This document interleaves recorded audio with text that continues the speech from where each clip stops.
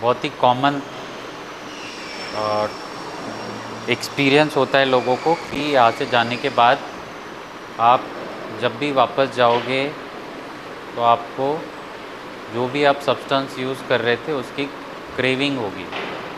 ठीक है, क्रेविंग होगी तो उसकी वजह से आपका वापस से मन करेगा लेने का, डिज़ायर्ड होगा कि आपको वापस से सब्सटेंस कंज्यूम करना है। और इसकी वजह से बहुत सारे लोग रिलैप्स भी हो जाते हैं, लोगों को पता नहीं होता है कि कैसे हैंडल करना है। तो आज हम लोग यही इसी के बारे में डिस्कस करेंगे कि क्रेविंग को कैसे हैंडल करना है। ठीक है, लेकिन उसके पहले सबसे पहले तो ये अंडरस्टैंड करना ज़रूरी है कि क्रेविंग होता क्या है और क्यों होती है। क्या मतलब होता है क्रेविंग का? व्हाट इज़ द, हाँ, चाहना, ठीक है। और तलब, ठीक है, तलब होती है। और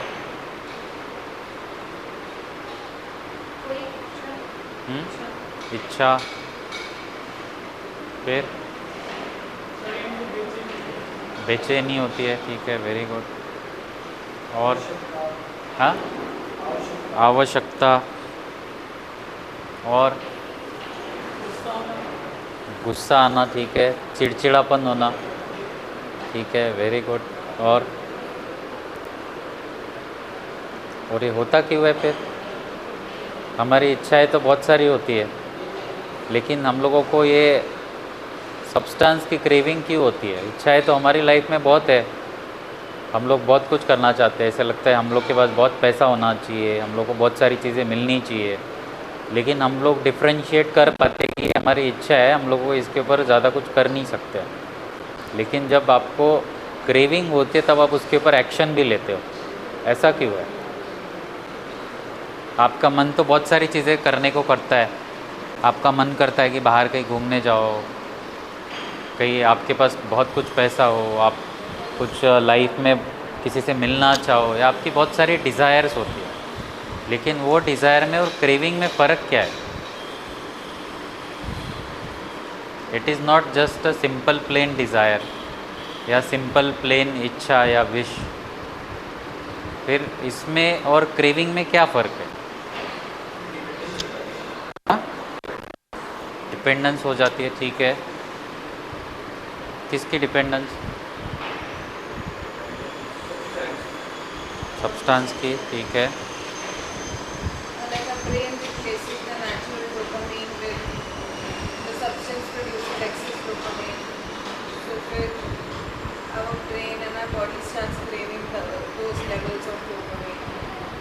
ठीक है। सो बेसिकली क्रेविंग में ये होता है कि आप अगर कोई पर्टिकुलर चीज़ कर रहे थे, ठीक है, तो उसकी वजह से ब्रेन में कुछ केमिस्ट्री चेंज होती है, ठीक है, और वो रिपीटेटिवली जितनी बार होगी उतना बार वो पैटर्न बनता जाएगा ब्रेन में, और ब्रेन फिर उस चीज़ को सीख जाएगा कि अब ये चीज़ मुझे मिलेगी, मेरा डोपामिन रिलीज़ होगा और मेरे को खुशी मिलेगी। तो एक तरह से एक पैटर्न बन जाता है, और ये सिर्फ नशे के साथ नहीं, बाकी और चीज़ों के साथ भी हो सकता है। ठीक है, तो हमारी जैसे एक प्लेन सिंपल इच्छा होती है वर्सेस अगर आप कोई नशा कर रहे थे, या फिर आप कोई पर्टिकुलर आपका कोई खाना था, या फिर आपकी लाइफ में कोई एक पर्सन था जिसको आप रिपीटेटिवली मिलते थे और उसके बाद आपको वो चीज़ करने के बाद खुशी मिलती थी, तो एक पैटर्न बन जाता है। और जब ये पैटर्न ब्रेक होगा तो आपका ब्रेन वापस से ये चाहेगा कि वो चीज़ आपको वापस से मिले, क्योंकि उसके बाद जो आपके ब्रेन में केमिकल चेंजेस होते थे, जो केमिस्ट्री चेंज होती थी ब्रेन की, उसके लिए ब्रेन वापस बोलता है कि मेरे को ये चाहिए, क्योंकि उससे आपको खुशी मिलती थी। ठीक है, जैसे आपके लाइफ में कोई एक पर्सन है जो आपके लिए बहुत ही इम्पोर्टेंट था, जो जिसके साथ आपको खुशी मिलती थी, जिसके साथ आप टाइम स्पेंड करते थे तो आपको अच्छा लगता था। अब वो आपकी लाइफ में नहीं है तो आपको डेफिनेटली उसकी कमी महसूस होगी, और ये कुछ दिनों तक बहुत ज़्यादा इंटेंस फील होती है।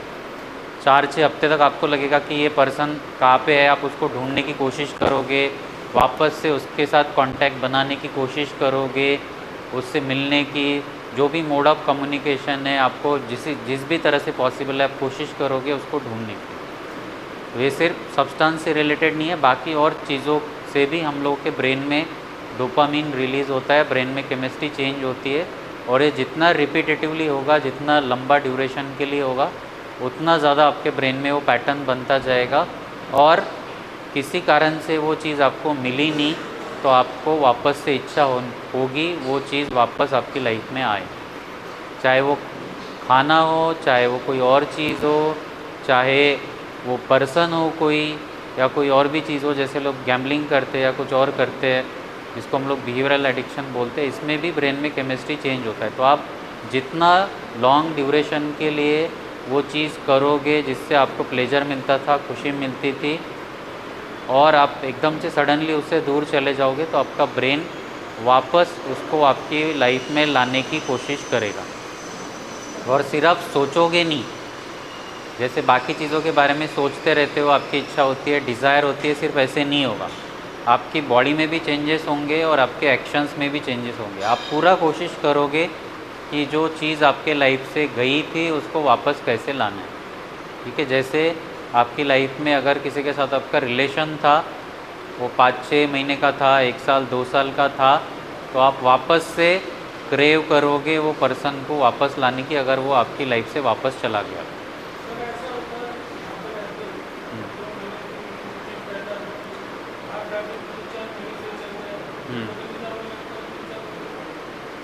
तो यही तो बात है ना, इसी को तो डिपेंडेंस बोलते हैं। वो आपका तो 5-6 महीने चलता है, कुछ कुछ लोगों का 2-2 साल तक चलता है, इसके बाद भी लोगों के रिलैप्सेस होते हैं। यही तो है, इसकी खासियत है ना। सिर्फ 5-6 महीने क्या, वही तो मैं बता रहा हूँ, लोग 1-1 साल तक 2-2 साल तक ठीक रहते हैं, लेकिन वापस से आ जाता है। और उसमें से कारण ही तो ढूंढने होते हैं कि वापस क्यों आए। ठीक है, तो हम लोग जिस चीज़ के बारे में डिस्कस कर रहे हैं, जो क्रेविंग है, ये एक बहुत ही इम्पॉर्टेंट रीज़न है रिलैप्स का। ठीक है ना, ऐसे कहा जाता है कि 30 से 40% लोगों में क्रेविंग की वजह से वापस से नशा शुरू हो जाता है। ठीक है, 30-40% जो लोग हैं यहाँ से जाने के बाद, उनमें क्रेविंग एक इम्पॉर्टेंट रीज़न है कि आपका वापस से नशा शुरू हो जाएगा। इसका मतलब अगर आपने आपकी क्रेविंग सही तरीके से हैंडल कर ली तो आपका 30-40% चांस है वापस से सोबर रहने का। ठीक है, आपको जो भी जिनका रिलैप्स प्रिवेंशन काउंसलिंग चल रहा होगा, उनको बताया जा रहा होगा कि आपके जो रिलैप्स होने के जो रीज़न्स होते हैं, उसमें एक्सटर्नल ट्रिगर्स होते हैं, फिर इंटरनल ट्रिगर्स होते हैं, क्रेविंग होती है।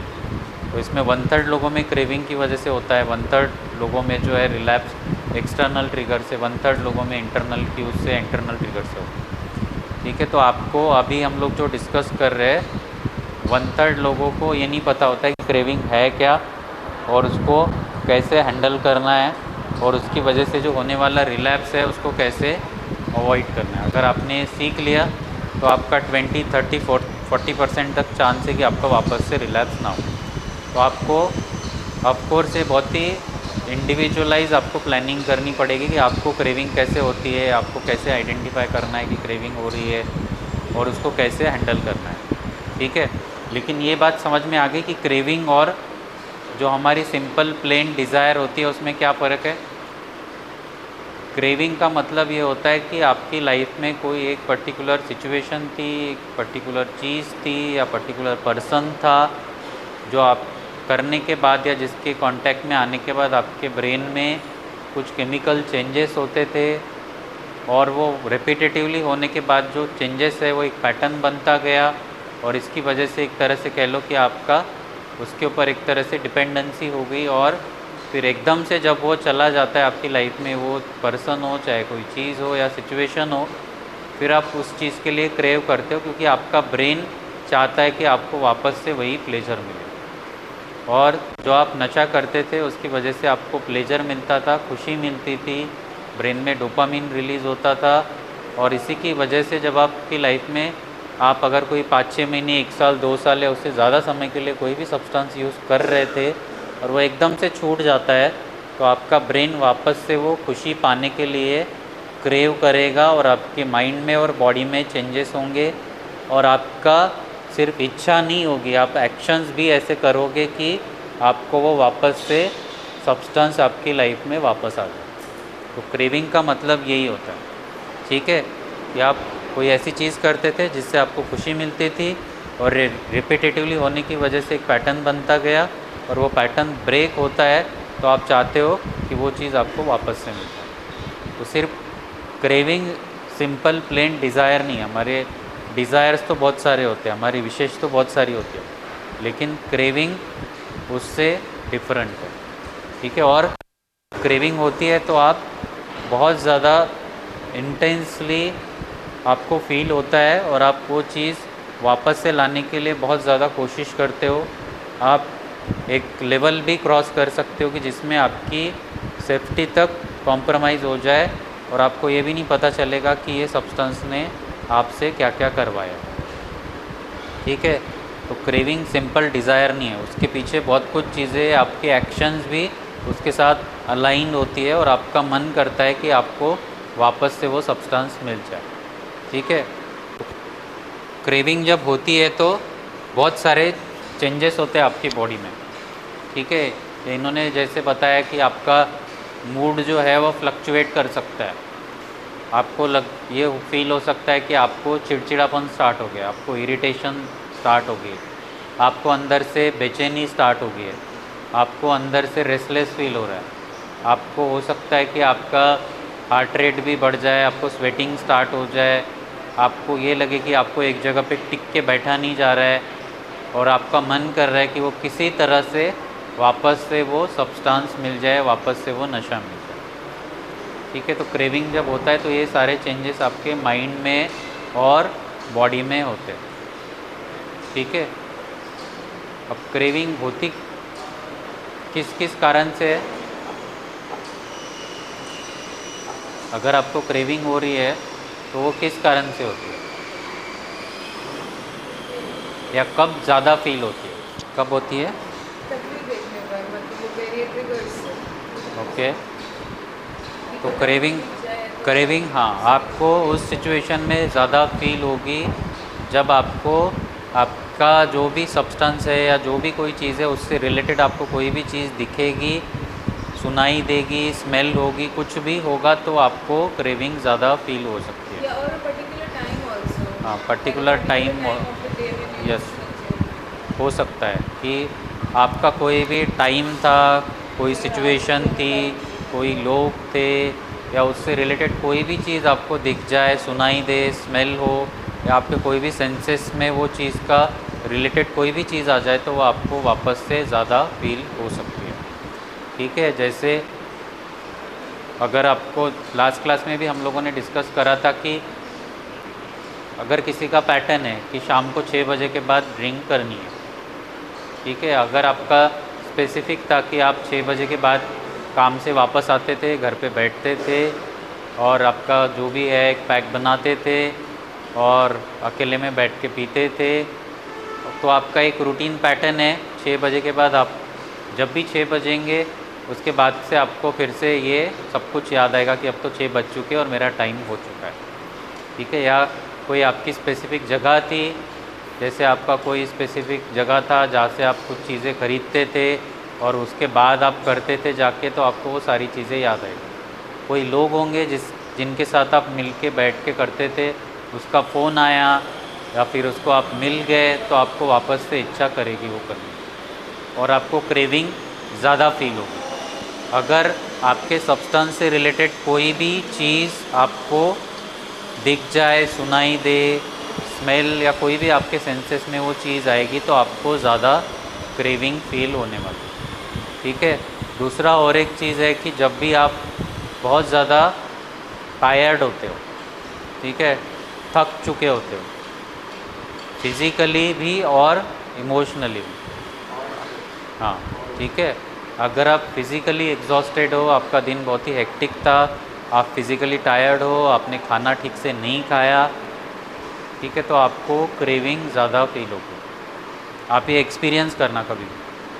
अगर आपने पूरा दिन काम किया, आपने खाना कम खाया, तो जैसे ही आपका काम ख़त्म हो जाएगा, जैसे ही आप उस चीज़ से डिस्ट्रैक्ट होगे तो आपको एकदम से ऐसे लगेगा कि आपको बहुत ज़्यादा भूख लगी है या आपको कुछ खाना है जाके, और आप जाके कुछ ऐसी चीज़ खा लोगे जो आपको खानी नहीं थी। ठीक है, वैसे ही सब्सटेंस से रिलेटेड है। अगर आप पूरा दिन आप फिज़िकली टायर्ड हो, आपने कुछ खाया पिया नहीं है ठीक से, आपने आपके मिल्स नहीं लिए, तो जैसे ही आपका काम ख़त्म होगा तो आपको एकदम से मन करेगा कि आज का दिन तो बहुत ही हेक्टिक था और आपको कुछ प्लेजर चाहिए, खुशी चाहिए, तो आपका ब्रेन एकदम से क्रेव करेगा कि चलो जाके सब्सटेंस यूज़ कर लो। तो आप फिज़िकली टायर्ड हो या फिर मेंटली एग्जॉस्टेड हो या टायर्ड हो तो आपको क्रेविंग डेफिनेटली ज़्यादा फील हो। ठीक है, तो क्रेविंग आपको ये आइडेंटिफाई करना है कि कौन कौन से सिचुएशंस में आपको क्रेविंग ज़्यादा फील होती है। ठीक है, ये जानना बहुत ज़रूरी है, क्योंकि जब भी आपको क्रेविंग मैनेज करनी होगी तो आपको सबसे पहले ये पता करना पड़ेगा कि कौन कौन सी ऐसी सिचुएशंस है जिसमें आपको क्रेविंग ज़्यादा एक्सपीरियंस हो रही है या फील हो रही है, और उस सिचुएशन को हम लोग कैसे मैनेज कर सकते हैं।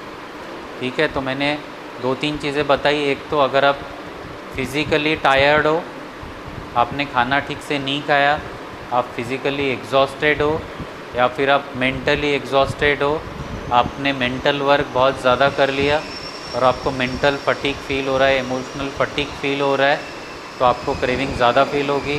कोई भी ऐसी चीज़ जो नशे के साथ जुड़ी हुई थी, जो भी दोस्त लोग दिखेंगे, जो आपका टाइम था या उससे रिलेटेड कोई सिचुएशन थी जो आप नशे से रिलेटेड है, आपका कोई स्पेसिफिक पब था या कोई बार था या कोई भी चीज़ जहाँ पे आप करते थे, आपका पैडलर था, उसका फ़ोन नंबर था, सोशल मीडिया पे आप उसको फ़ोन करते थे, सोशल मीडिया का यूज़ करते, कांटेक्ट करते थे उसके साथ।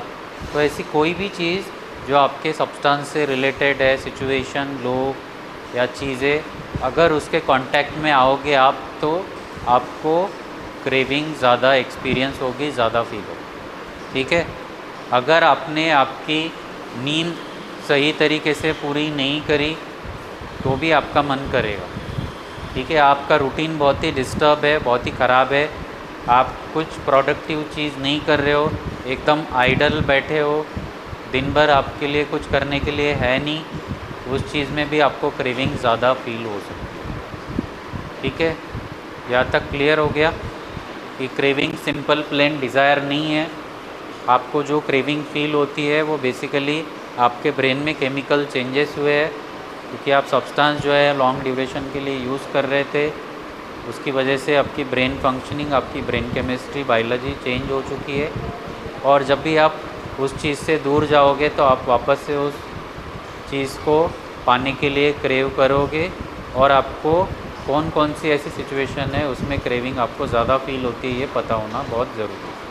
तभी आप एक अच्छा सा प्लान बना पाओगे कि आपको कैसे क्रेविंग हैंडल करनी है। ठीक है, और मैंने बता दिया कि क्रेविंग के बारे में आपको जानना क्यों ज़रूरी है और आपको समझना क्यों ज़रूरी है। अगर 1/3 लोगों में क्रेविंग की वजह से रिलैप्स हो रहा है और आपने क्रेविंग को सही तरीके से हैंडल कर लिया, तो एटलीस्ट आपका जो 1/3 चांस है रिलैप्स होने का, वो हो सकता है कि बेटर हो जाए। ठीक है, तो क्रेविंग को हैंडल करना बहुत ज़रूरी है। यहाँ तक समझ में आ गया?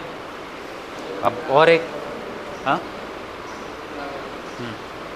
अब इसके बाद कुछ कुछ बेसिक सिंपल स्ट्रैटेजीज़ है जो अगर आप यूज़ करोगे, समझोगे, तो हो सकता है कि आपको क्रेविंग हैंडल करने में आसानी है। ठीक है, अब इसमें ये बात समझना बहुत ज़रूरी है कि ये जो चीज़ें हैं इसमें जनरलाइज चीज़ें हैं। अगर आपको आपके रिलेटेड चीज़ें सीखनी है तो आपको आपके साइकोलॉजिस्ट से बात करनी पड़ेगी, आपको आपके काउंसलर से बात करनी पड़ेगी कि मेरे को क्रेविंग होती है तो मुझे क्या करना चाहिए, और मेरे पास में ये लाइफ में सिचुएशंस होती थी, तो आपको वो एक इंडिविजुअलाइज प्लान बना के देंगे कि हाँ आपको क्या क्या करना ज़रूरी है और आपके लिए क्या वर्क करता है। ये भी हो सकता है इसमें से कुछ स्पेसिफिक चीज़ें आपके लिए वर्क करती हो, कुछ चीज़ें वर्क ना करती, लेकिन आपको ढूंढना है इन सब चीज़ों में से कि आपके लिए क्या वर्क करता है, क्या नहीं करता।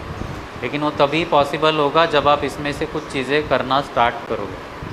और ये कोई एक दिन की बात नहीं है, ये जैसे आप का ब्रेन में एक पैटर्न बन चुका था। जब आप पहली बार नशा करते हो तो आपको कुछ लोगों को अच्छा लगता है, कुछ लोगों को ख़राब लगता है, लेकिन जैसे जैसे आप धीरे धीरे यूज़ करने लगते हो तो आपका बॉडी माइंड उसके ऊपर डिपेंडेंट होने लगता है। फिर ग्रेजुअली आपको बीच में पता भी चलता है कि ख़राब है आपके लिए, लेकिन इसके बावजूद भी आप उसको कंटिन्यूसली यूज़ करते रहते हो और ये पैटर्न महीनों तक, सालों तक चलता रहता है, उसके बाद ही आपकी बॉडी और माइंड डिपेंडेंट हो जाता है। तो अगर आपको कोई भी चीज़ उससे रिप्लेस करनी है, कोई भी नई चीज़ सीखनी है, तो आपको टाइम देना पड़ेगा। ये कोई 10-15 दिन की बात नहीं है, आपको कम से कम टाइम देना पड़ेगा, महीनों का या साल का, तभी जाके आपका ब्रेन ट्रेंड होगा कि आपको नशे के अलावा बाकी और चीज़ें आप कैसे सीख सकते हो। और आपका ब्रेन धीरे धीरे धीरे करके ही सीखेगा, एकदम से नहीं सीखेगा। ठीक है, अगर आप टाइम दोगे, जो भी चीज़ें आपको बताई जा रही है वो अगर आप सोचोगे कि आपको डेली बेसिस पे करनी है, प्रैक्टिस करनी है, डेली प्रैक्टिस करोगे तो ही आपका ब्रेन ट्रेन होगा, सीखेगा, लर्न करेगा। ये कोई 1-2 हफ्ते की, 2-4 हफ्तों की बात नहीं है। ये जो भी चीज़ें आपको बताई जा रही है, ये कोई सिंपल वीक्स की बात नहीं है, ये हो सकता है कि महीनों की बात हो। लेकिन आप अगर डेली प्रैक्टिस करोगे, डेली बेसिस पे करोगे, तो डेफिनेटली आपको दिखेगा कि आउटकम मिल रहा है, आपको रिवॉर्ड मिल रहा है। आप खुद भी चेंजेस आपको दिखाई देंगे कि आप जैसे जैसे ये चीज़ें प्रैक्टिस करोगे, वैसे वैसे आपका थोड़ा थोड़ा, छोटा छोटा जो कॉन्फिडेंस है वो बढ़ता जाएगा।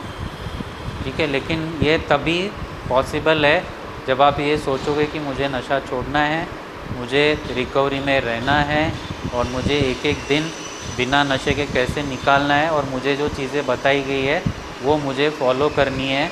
यहाँ से जाने के बाद इम्प्लीमेंट करनी है लाइफ में। सिर्फ सुनने से कुछ नहीं होगा, आपको एक्शंस में लाना पड़ेगा जो जो भी चीज़ें बताई गई। और ये कोई बहुत ही बड़ी चीज़ें नहीं है, बहुत ही बड़ा या रॉकेट साइंस नहीं है, ये सिंपल कॉमन सेंस और इजी टू डू चीज़ें होती है अगर आप प्रैक्टिस करो। ठीक है, तो इसमें भी जो भी चीज़ें आपको बताई गई है, ये कोई बहुत ही बड़ी चीज़ें नहीं है, बहुत ही सिंपल बेसिक चीज़ें हैं। अगर आप फॉलो करोगे और प्रैक्टिस करोगे तो आपको दिखाई देगा कि हाँ, इसका आउटकम आपको दिखाई दे रहा है। ठीक है, तो क्रेविंग हैंडल करने के लिए जो भी चीज़ें आपको बताई जा रही है वो कोई बहुत बड़ी चीज़ें नहीं है, बहुत ही सिंपल बेसिक चीज़ें। ठीक है, अब एक चीज़ मैं आपको बताना चाहूँगा कि अगर किसी को कोई भी इमोशन फील होता है, किसी को अगर कोई भी आपका किसी के साथ इमोशनल बॉन्डिंग था, या कोई भी आपके जो इमोशंस होते हैं, जो बेसिक इमोशन कहते हैं हम लोग, गुस्सा हो गया या फिर सैडनेस हो गया या फिर आपको खुशी भी महसूस हो रही है, तो आपको एक चीज़ आपके लाइफ में ये दिखाई देगी कि आपके लाइफ में जो भी इमोशंस हो रहे हैं वो बहुत ही टेम्पररी होते हैं। अगर आपकी लाइफ में आपको खुशी महसूस हो रही है कोई चीज़ से, तो आपको ज़्यादा से ज़्यादा 1 या 2 दिन के लिए फ़ील होती है, फिर उसके बाद धीरे धीरे आपको लगेगा कि ये खुशी कुछ देर के लिए थी, या आपका गुस्सा कुछ देर के लिए था, मोमेंट्री था, फिर वो धीरे धीरे इमोशंस जो है वो फेड ऑफ होने लगते हैं और आपको फिर से एक नॉर्मल स्टेट आप अचीव कर लेते। वैसे ही क्रेविंग की भी एक खासियत है कि अगर आपको क्रेविंग फील हो रही है या कोई भी चीज़ की हुड़क फील हो रही है, तो आपको वो ज़्यादा देर के लिए नहीं फील होती है। अगर आपको एक चीज़ इसके बारे में समझनी है, क्रेविंग के बारे में, तो एक बात बहुत अच्छे से समझ लेना कि आपको जो असली वाली क्रेविंग है, जो आपके ब्रेन में केमिस्ट्री चेंज होने के बाद जो आपको फील होती है क्रेविंग, वो कभी भी ज़्यादा देर के लिए नहीं रहती। जो एकदम असली वाली क्रेविंग है, जो ये बता रहे थे अभी कि आपको चिड़चिड़ापन शुरू हो गया, आपके अंदर से बेचैनी स्टार्ट हो गई, रेस्टलेसनेस फील हो गया, एकदम से हुड़क आपको लगती है कि आपको नशा चाहिए और आपको कंट्रोल करना मुश्किल हो जाता है, ये वाली जो क्रेविंग है, ये बाय डेफिनेशन या बाय कैरेक्टर ये ज़्यादा देर के लिए नहीं रहती। इसका खासियत है कि आपको जो भी क्रेविंग होती है वो कुछ देर के लिए होती है, आधे घंटे के लिए होगी, 1 घंटे के लिए होगी, 2 घंटे के लिए होगी, फिर उसके बाद जो है अपने आप धीरे धीरे ख़त्म हो जाती है। और ये कोई भी चीज़ से रिलेटेड क्रेविंग कह लो, इसका यही कैरेक्टर है कि आपको धीरे धीरे महसूस होनी स्टार्ट होगी, धीरे धीरे ग्रेजुअली बिल्टअप होगी, इसका पीक आएगा एक, और पीक आने के बाद धीरे धीरे अपने आप कम हो जाएगी। तो आपको जो भी हुड़क लगती है, नशा करने की इच्छा होती है, इंटेंस डिज़ायर होती है, ये धीरे धीरे आपको फील होगी कि आपको महसूस हो रही है, बढ़ते जाएगी, एकदम इंटेंस हो जाएगी, लेकिन उसके बाद जो है अपने आप धीरे धीरे कम हो जाएगी। ठीक है, ये इसकी खासियत है। इसका मतलब क्या हुआ कि अगर आपको ये सोचना है कि ये कुछ देर के लिए, ये ज़्यादा देर के लिए टिकने वाली चीज़ नहीं है। 1 घंटा होगी, 2 घंटा होगी, उसके बाद ही अपने आप ही अगर आप कुछ नहीं भी करोगे तो भी अपने आप ये चीज़ ख़त्म हो जाएगी। तो आपको वो बस ये सोचना होता है कि कुछ देर जो है, कुछ टाइम जो है वो बिना नशे के आपको कैसे निकालना है। उस टाइम के लिए आपको गिव इन नहीं करना है कि आपको जो क्रेविंग हो रही है जाके आपको नशा नहीं करना है। अगर आपने उतना टाइम निकाल लिया 1 या 2 घंटे का, तो समझ लेना कि आपकी क्रेविंग अपने आप कमज़ोर होती जाएगी, ख़त्म होती जाएगी। ठीक है, और ये हर क्रेविंग के लिए लागू होता है, सिर्फ नशे वाली क्रेविंग नहीं। आपकी लाइफ में कोई भी असली वाली जो क्रेविंग है वो कुछ देर के लिए होती है और उसके बाद धीरे धीरे अपने आप करके कमज़ोर होते जाती है और फिर ख़त्म हो जाती है। तो आप कोई भी चीज़ आपकी लाइफ में लगता है कि आपको प्रॉब्लमैटिक है, आपको छोड़नी है, तो आपको ये बात समझना बहुत ज़रूरी है कि आपके लाइफ में इमोशंस, क्रेविंग जो है वो एक जैसी है और आपको ये कुछ देर के लिए रहने वाली है और अपने आप धीरे धीरे ख़त्म हो जाएगी। ठीक है, जैसे इमोशंस होते हैं वैसे ही क्रेविंग होती है, आएगी, धीरे धीरे बिल्टअप होगी, आपको लगेगा कि ये बहुत इंटेंस होते जा रही है और फिर अपने आप धीरे धीरे ख़त्म भी हो जाएगी। ठीक है, तो अगर किसी को वेट लॉस करना है, कोई फूड क्रेविंग्स अगर किसी को हो रही है, अगर किसी को अपना डाइट प्लान करना है, तो उनको भी यही बात ध्यान में रखनी है कि आपको जो भी फूड क्रेविंग्स हो रही है वो ज़्यादा देर के लिए नहीं रहने वाली। अगर किसी को गुस्सा आ रहा है, अगर किसी को एंगर की प्रॉब्लम है, उसको अपना गुस्सा मैनेज करना है, उसको भी ये सिंपल बेसिक चीज़ याद रखनी है कि जो भी इमोशंस होने वाले हैं वो कुछ देर के लिए फील होने वाले, एक्सपीरियंस होने वाले हैं। अगर आपको गुस्सा भी आ रहा है कोई चीज़ को लेकर तो वो मोमेंट्री है, आपको आएगा, धीरे धीरे पीक होगा और फिर उसके बाद अपने आप ख़त्म हो जाएगा। ठीक है, वैसे ही क्रेविंग है, आपको फील होगी, एक्सपीरियंस होगी, बहुत ज़्यादा अंदर से इच्छा होगी कि आपको नशा करना है। अगर आपने बस थोड़ा सा टाइम निकाल लिया 1-2 घंटे का, तो आपको अपने आप महसूस होगा कि आपको जो क्रेविंग है वो आपकी क्रेविंग अपने आप कमज़ोर होगी और ख़त्म होगी। ठीक है, तो आपको एक सिंपल बेसिक चीज़ याद रखनी है कि ये थोड़ा देर के लिए रहती है और अपने आप ख़त्म हो जाए। समझ में आ गया?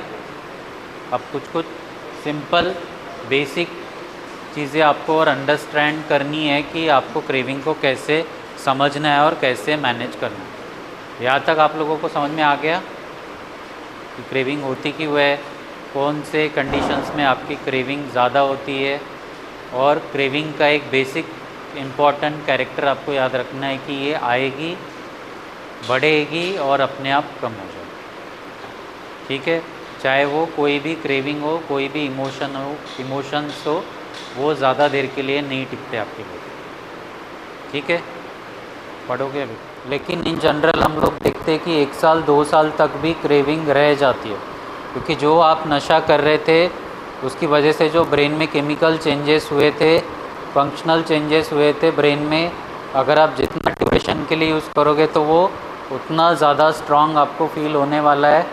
तो अगर किसी ने 1 साल 2 साल तक भी नशा किया है तो हो सकता है कि छोड़ने के बाद भी 1-2 साल तक आपको क्रेविंग रह जाए, और इसीलिए आपको जो भी मेडिसिन दी जाती है क्रेविंग कम करने की, वो भी कोई 2-3 महीने के लिए नहीं देते, वो भी लॉन्ग ड्यूरेशन के लिए देते हैं, महीना, 1 साल 2 साल तक भी आपको दी जाती है। और इसका रीज़न ये है क्योंकि आपको क्रेविंग 1.5-2 साल तक रह जाती है, और कब आएगी इसका कोई प्रेडिक्शन नहीं है, और इसलिए आपको उसको पहले से ही स्ट्रैटेजी बना के चलनी पड़ेगी कि आपको क्रेविंग फील होने वाली है।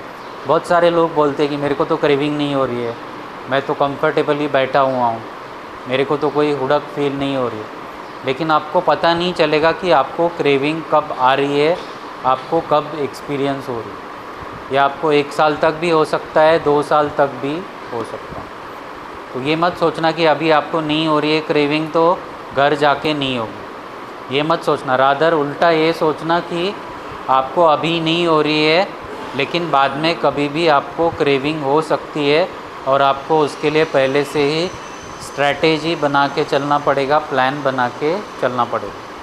तो सबसे पहला चीज़ यही है कि ये एक्सेप्ट कर लो कि आपको क्रेविंग होने वाली है, और जब भी हो रही है तब भी इस बात को एक्सेप्ट कर लेना कि आपको क्रेविंग हो रही है। तो ये बहुत ही नेचुरल सी बात है, इसमें कोई आपने गलती नहीं करी है, आपसे कोई मिस्टेक नहीं हो। और आप जितना क्रेविंग को रेजिस्ट करने का कोशिश करोगे तो आपका जो एनर्जी है वो फुटाइल जा रहा है, या फिर आपका एनर्जी वेस्ट जा रहा है, क्योंकि ये आपके हाथ में नहीं है या आपके कंट्रोल में नहीं है। आपको एक बहुत ही सिंपल सी बात समझनी है कि क्योंकि आप इतना सालों से एक सब्सटेंस यूज़ कर रहे थे, उसकी वजह से ब्रेन में केमिस्ट्री चेंज हुई है, आपके ब्रेन की बायोलॉजी फंक्शंस चेंज हुए, तो उसकी वजह से आपको वापस से सब्सटेंस यूज़ करने की इच्छा होगी, क्योंकि आपको उससे खुशी मिलती थी, प्लेजर मिलता था, और माइंड आपका उसी तरफ आपको लेके जाने की कोशिश कर रहा है, और क्रेविंग उसी प्रोसेस का एक हिस्सा है। ठीक है। और अगर आपको क्रेविंग फील हो रही है तो आपको एक्सेप्ट करना है कि ये कोई आपने मिस्टेक नहीं करा है, ये सभी लोगों के साथ होता है जिन लोगों ने सब्सटेंस यूज़ करा है और जिसका सब्सटेंस के ऊपर डिपेंडेंस था। ठीक है। तो क्रेविंग के बारे में ये बात एक्सेप्ट करना बहुत ज़रूरी है। और ये वाला बात कभी मत सोचना कि आपको अभी क्रेविंग नहीं हो रही है, इसका मतलब बाद में कभी क्रेविंग नहीं होगी। ज़्यादातर लोग ये बोलते हैं यहाँ से घर जाने के बाद भी कि मेरे को तो क्रेविंग होगी नहीं और मेरे को कभी होने वाली नहीं है। अगर आप ऐसा सोच रहे हो तो आप आपके लिए 1/3 चांस बढ़ा रहे हो आपका रिलैप्स होने का, क्योंकि क्रेविंग की वजह से 1/3 लोगों में रिलैप्स होता है। ठीक है। तो सबसे पहला सिंपल प्रिंसिपल आपको ये अंडरस्टैंड करना है कि आपको क्रेविंग होने वाली है, और अगर होगी तो उसको एक्सेप्ट करना है कि आपके साथ होने वाली है। इसको कभी रजिस्ट मत करना, इसको कभी कंट्रोल करने की कोशिश मत करना, रोकने की कोशिश मत करना। अगर आप रोकने की कोशिश कर रहे हो तो उसमें आपके एनर्जी और आपका जो रिसोर्सेस है वो वेस्ट जा रहे हैं, उसमें आपका कुछ फ़ायदा है नहीं। और इस चीज़ के लिए मेंटली प्रिपेयर रहना हमेशा के लिए कि यहाँ से जाने के बाद आपको क्रेविंग एक्सपीरियंस हो सकती है 1 महीने के बाद, 1 साल के बाद, 2 साल के बाद। ठीक है। जैसे जैसे टाइम बीतता जाएगा वैसे वैसे चांसेस फ्रीक्वेंसी कम होती जाएगी, लेकिन रह जाएगी। 2 साल तक भी लोगों को क्रेविंग एक्सपीरियंस होती है, और बहुत सारे लोगों के इसी वजह से रिलैप्सेस हो जाते हैं। ठीक है। समझ में आ गया यहाँ तक? सबसे पहला प्रिंसिपल होगी क्लास 2। सबसे पहला प्रिंसिपल यही है कि आपको इस बात को एक्सेप्ट करना है कि आपको क्रेविंग होने वाली है। ठीक है। चलो, डिस्ट्रैक्ट योरसेल्फ। ये क्यों करना ज़रूरी है? अगर आपको क्रेविंग मैनेज करनी है तो आपको डिस्ट्रैक्ट क्यों करना है?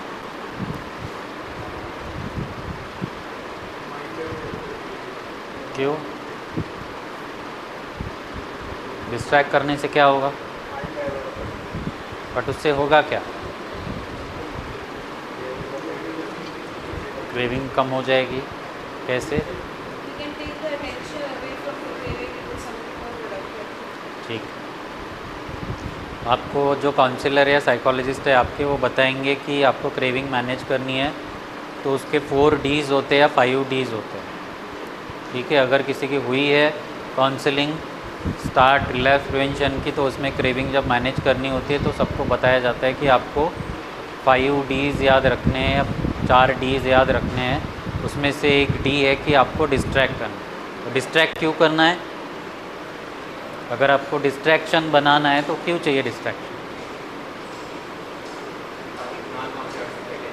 ठीक है। ध्यान हटाना क्यों है? लेकिन ध्यान हटाना क्यों है?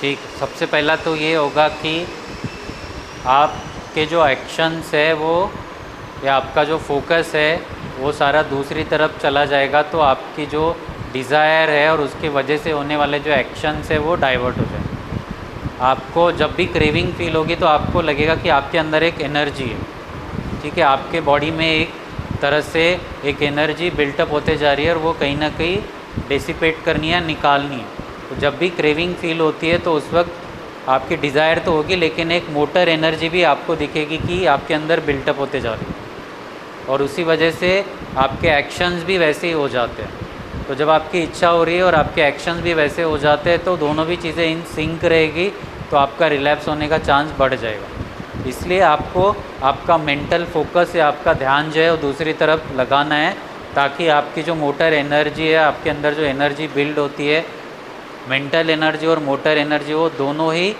उस जगह से हटा के दूसरी जगह पे आपको एंगेज करनी, ताकि आपका जो रिलैप्स है वो ना हो। उसके लिए आपको जो भी चीज़ें करनी है, आपका डिस्ट्रैक्शन प्लान बनाना है, वो आप बैठ के कर सकते हो कि आपके लिए क्या डुएबल है, क्या आप कर सकते हो, आपके लिए डिस्ट्रैक्शन क्या क्या हो सकता है। इसने सिंपल से एग्जांपल दे दी है कि अगर आपको डिस्ट्रैक्शन करना है तो क्या क्या कर सकते हैं। रीडिंग कर सकते हो, और कुकिंग, और हाँ, गोइंग फॉर अ वॉक, और मेडिटेशन, ठीक है, और हाँ, ओके, और स्पोर्ट्स एक्टिविटी, और